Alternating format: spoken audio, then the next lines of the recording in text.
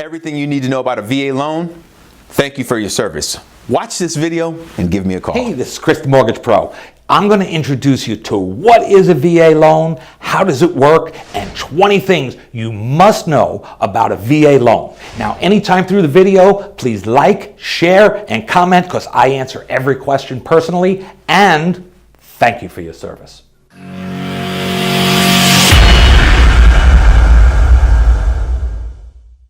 Number one, if you have an honorable discharge or a general discharge basically is somebody, sometimes the military for one reason or another just lets you go early. You didn't do anything wrong, but with a general discharge, you can also get a VA loan.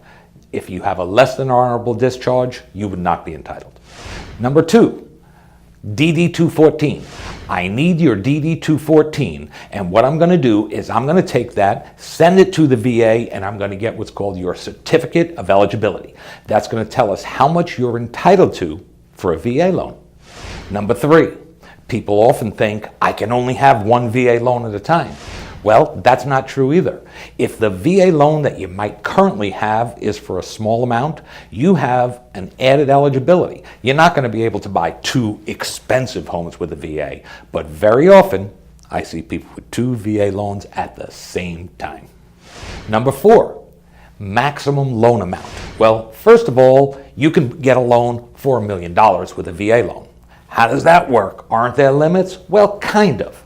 What happens is the VA is going to guarantee 25% of the loan. Now, if the limit is $453,100, that's what it is right here in San Bernardino County, California. If you want a house $100,000 more, $553,100, you would be required to put as a down payment 25% of that amount. So 25% over $100,000, you put a $25,000 down. If you want $1 million home, you just put 25% of the amount over the $453,100. Now, in every county in the country, the loan amounts are different. The limits are different. So you'd have to check with your county, or you can reach out to me, and I'd be happy to figure out wherever you are in the country and tell you exactly what the limit is. Number five, down payment. Now, I just mentioned in the last one, if you go over the limit, you have to put 25% of the amount over the limit for your county down. Otherwise, it is a zero down payment loan. That's a big deal. Where else are you going to get a zero down payment loan with the lowest interest rate? Number six, a funding fee. Now, how a VA loan works is there is a funding fee. The first time you use it, it's 2.15% of the purchase price. So as an example, a $200,000 loan, 2.15% is $4,300. If you use it for the first time, they're going to add $4,300 to the loan amount. If you do it the second time, we're looking at 3.3%. So that would be $6,600 added to your loan amount. Now, there is one stipulation here. One thing that's really, really great is if you are a disabled vet, what happens is that funding fee is 100% waived. Doesn't exist, you don't pay it. Number seven, FICO Score. FICO stands for Fair Isaacs Corporation. Basically, it's your credit score. Now, with a VA loan, some lenders all have different numbers. I do as low as a 550 FICO score in order to help you get approved with zero down. Now, the higher the FICO score, the more you save in fees and on interest rate. So we always want to take a look and see if we can raise your score easily and quickly in order to save you that extra money. However, very often with a 550 FICO score, I could get people approved. Number eight, if we know what the FICO score is and we know what we have to do, we know what the approximate purchase price is, we know what the approximate payment is, we're going to do what's called a pre-approval. Now, many people hear of it. It's not a pre-qualification. A pre-qualification says you told me the information verbally over the phone and I've been doing this for so long I know if you've been approved or not. But that's just a pre-qualification. A pre-approval requires me looking at all your documentation. And I'm going to talk about the documentation in just a minute or two. But I'm going to look at all your documentation. I'm going to make sure your income is there. I'm going to make sure your assets are there. Your FICO score is there. Your DD-214, all the pieces, the certificate of eligibility. We're going to put all those pieces together. We're going to evaluate them. Now, after all these years, I could pretty much do it standing on my head. I know exactly what we need to do. But I take it to the next step. What I'm actually going to do is I'm going to take those documents and I'm going to, number one, I'm going to computerize them. I'm going to put them into the system. I'm going to let the computer run your numbers. And what's going to happen is we hope to get an approval. And basically, it'll come back saying approve eligible. That means you're approved, you're eligible. We do have to verify every little dot every I and cross every T. Now, once in a while, it doesn't come back approve eligible. It may say refer eligible. And that's usually when the income is either a little tighter or the credit score is lower on the 550, 580 and under range. So it happens all the time. And what we do at that point is we are allowed to do what's called a manual underwrite. Instead of the computer underwriting, we can send it to an underwriter who's going to evaluate all the numbers, crunch the numbers, and say, does this meet VA guidelines for a VA loan? And very, very often, we still get you approved. Number 9. We have you approved. The next step is an agent, real estate agent, is going to take you out and show you properties. Maybe you've already seen a property. Maybe you haven't. Maybe you have an agent. If you don't, I know all the top-notch agents in the area who are going to help you take it to the next level, show you the houses, show you what you are interested in. You're going to tell them, you know, I'm looking for this many bedrooms, this many bathrooms in this area. This is what the school district I want a pool, whatever it is. Their job is to find that house and represent you. Number 10. We get an offer accepted. That means the real estate agent who listed the house has presented your offer, your price, and your terms to the seller, and the seller has accepted the terms. Now we're going to do what we call opening up escrow. We're ready to start the ball moving. Number 11, disclosures. We are going to disclose all the financial numbers to you. Sometimes this takes a day or two because there's a lot of numbers. Every fee, everything has to be covered. We have to figure out, where is this coming from? How much is it going to cost you? Maybe nothing. So we're going to talk about that later too. Number 12, the appraisal. We're not allowed to order the appraisal until the disclosures that I just talked about are signed. Once they're signed, we have to order the appraisal on a VA loan through the VA portal. And the VA is going to assign an appraiser. They randomly will pick an appraiser. We're not allowed to call them up, hey, Harry, I want you to go do John's appraisal. It doesn't work that way. We have to do this randomly and through the VA portal. They're going to order the appraisal, which takes usually about a week or so. They're going to go visit the property. They're going to look at every little instance, every little thing. They're going to take pictures of the house, make sure it's safe. They're going to look at all different things to make sure and value. They're going to show us what the value that they figure is. They're going to say, okay, here's a comparable home 3 blocks away. Here's another comparable home a half a mile away that sold 3 months ago. And here's one right down the block. Well, this was the square footage here, this is the square footage on this house, and they're going to compare. They're going to crunch all the numbers. We don't get involved in that, but it's going to come back and say, this is the value of the house. We do that to ensure a couple of things. One, the lender wants to be sure that they're lending you money for a house that's worth what they're lending you. Number 2, we also want to protect you, because what if you offer $300,000 for a house, but it's only worth $275,000? That wouldn't make any sense for you. So it's there to protect you and there to protect the lender. Number 13, income. We need documentable, provable income. If you can't prove it on paper, it doesn't exist. If you started working a job last week, a second job, just because you did that, doesn't mean we can use the income. We can use one job and all the income, or 2 jobs if you've been working that job for 2 years. So a lot of people try and buy a house, so we started 3 months ago. Well, that's great that you save some extra money, but we can't use that income. Now, how do we determine income? Super important. Are you paid hourly?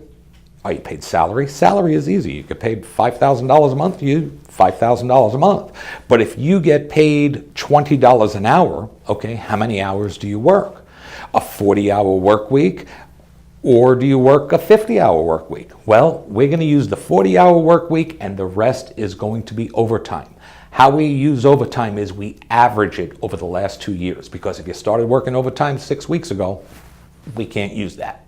Also, bonuses and commission, we have to average those also. See, it can't be brand new income with no history. They need to see a history to determine, can you really afford this? If you're a disabled vet and you receive disability income from the VA, what happens is we can gross that up 25%. Let me explain. If you are, let's say, a 50% disabled and you're getting roughly $1,000 a month, we get to add 25% of that. So it's $1,250 as your income. Why can we do that? Well, you don't pay taxes on that money. So that's a big deal.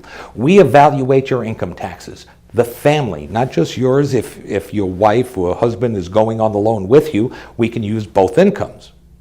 But only a husband and wife can go on the same VA loan, or two veterans.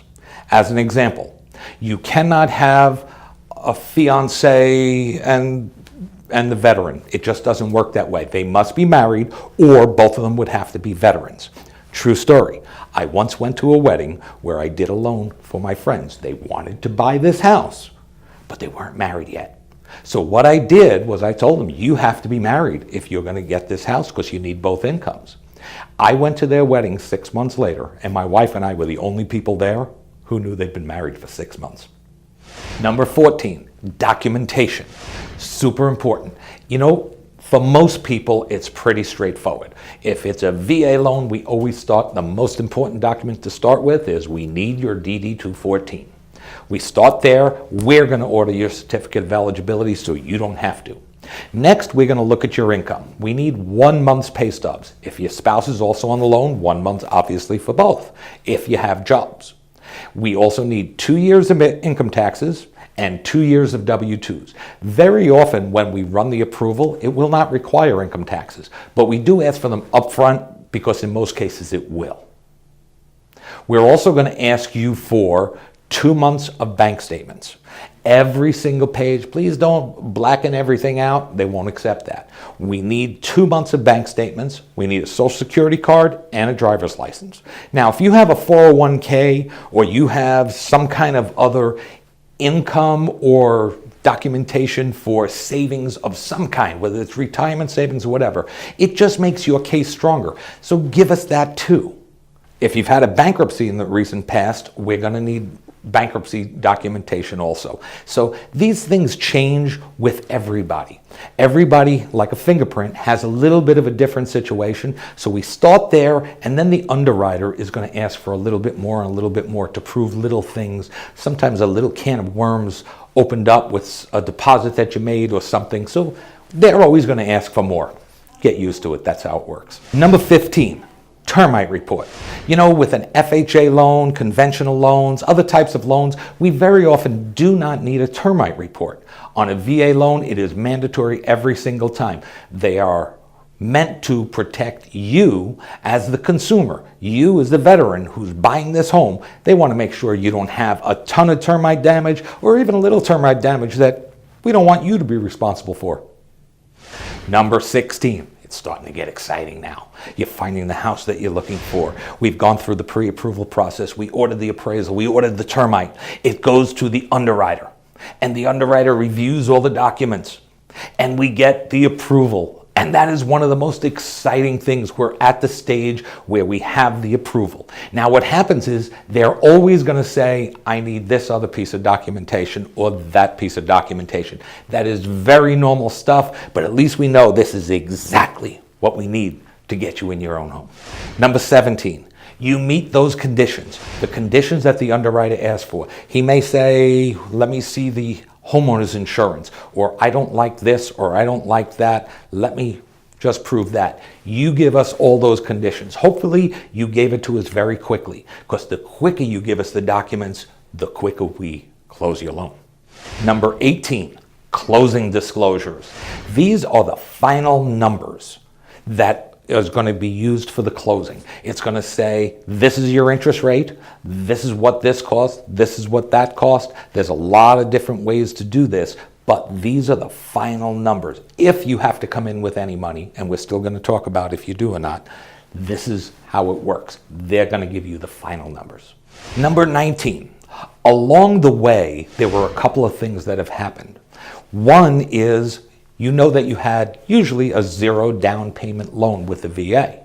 However, there are still closing costs. Now, there are 3 ways to pay closing costs. One is we ask the seller to pay, and sometimes we do get them to pay, and sometimes you ask them for $8,000 for closing costs, and they say, we're going to pay $3,000. So it's a negotiation back and forth. Sometimes you pay, you can pay the rest.